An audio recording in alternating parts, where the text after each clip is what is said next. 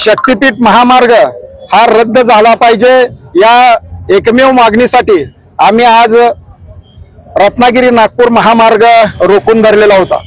आम्ही अनेक दिवसापासून हा शक्तीपीठ महामार्ग रद्द झाला पाहिजे या मागणीसाठी आंदोलन करतो आहोत, परंतु या राज्याचे नवनिर्वाचित मुख्यमंत्री यांनी पहिल्याच दिवशी पत्रकार बैठक घेतली आणि हा महामार्ग आम्ही करणार आहोत आणि ज्या ठिकाणी विरोध आहे त्या ठिकाणी अलाइनमेंट बदलणार आहोत। त्यांनी पुढे जाऊन असंही म्हटलं की सांगली जिल्ह्यापर्यंतच या महामार्गाला समर्थन आहे, सांगली जिल्ह्यापासून आम्ही अलाइनमेंट बदलू अशा प्रकारचं स्टेटमेंट केलेलं होतं। आम्ही शेतकऱ्यांच्या वतीनं त्यांच्या या वक्तव्याचा निषेध करतो आणि हा महामार्ग रद्द जर केला नाही तर आणखीन आम्ही आंदोलन तीव्र करू। आमचे आंदोलन एवढ्यासाठी करतो आहोत की हे जमीन अधिग्रहण जे आहे हे जमीन अधिग्रहण हे महाराष्ट्र सरकार 1955-56 कायद्यानुसार करायला लागलेलं आहे आणि या 55-56 कायद्यामध्ये शेतकऱ्यांना कुठल्याही प्रकारचे अधिकार नाहीत। ते एकतर्फी करू शकतात, ते एकतर्फी मूल्यांकन करू शकतात, त्या मूल्यांकनावर आक्षेप घेण्याचाही अधिकार या शेतकऱ्यांना त्या कायद्यामध्ये ठेवलेला नाही।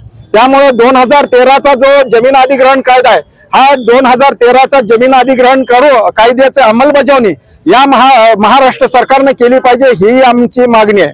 आज त्यांचं म्हणणं असं आहे की काही लोक समर्थन करतायत, पण जे समर्थन करणारी लोक जे आहेत त्यांना किती पैसे देणार हेही हे सरकार सांगत नाही आणि म्हणून आम्ही आंदोलन भविष्य काळामध्ये तीव्र करणार आहोत।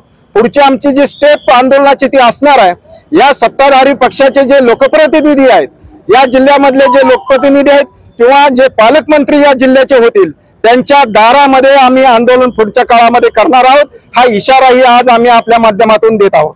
गोवा नागपूर हा शक्तीपीठ महामार्ग रद्द झाला पाहिजे या प्रमुख मागणीसाठी आज रत्नागिरी नागपूर 166 हा हायवे शेतकऱ्यांनी बंद पाडलेला आहे, महासंघर्ष समितीच्या वतीनं बंद पाडलेला आहे आणि यावरती आज साधारणतः तास ते 2 तास रस्ता रोको आंदोलन करण्यात आलं।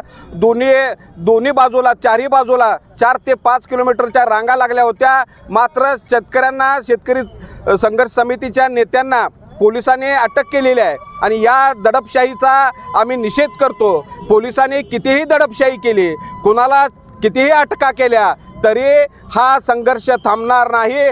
कोणत्याही परिस्थितीमध्ये शक्तीपीठ महामार्ग रद्द झालाच पाहिजे ही प्रमुख भूमिका संघर्ष समितीची आहे। सतीश साखळकर, उमेश देशमुखसह हजारो शेतकऱ्यांना अटक केलेली आहे आणि या अटकेचा संघर्ष समिती निषेध करते। या पुढच्या काळामध्ये ये तो एक झाकी है, पिक्चर अभी बाकी है। आज आम्ही प्रतिकात्मक जरी रस्ता रोको आंदोलन केलं असलं तर या पुढच्या काळात जिल्ह्यामध्ये एकही महायुतीचा मंत्री आम्ही फिरू देणार नाही। त्याच्यावरती दगडफेक करू, लाल दिवेच्या गाड्या फोडू, रक्त सांडावं लागलं तरी बेहतर, मात्र हा महामार्ग रद्द झालाच पाहिजे ही प्रमुख भूमिका घेऊन चाललेलं आंदोलन या पुढच्या काळात त्या संघर्ष पेटेल, ठिणगी पेटेल आणि त्याची सर्वस्वी जबाबदारी महायुती सरकारची राहील।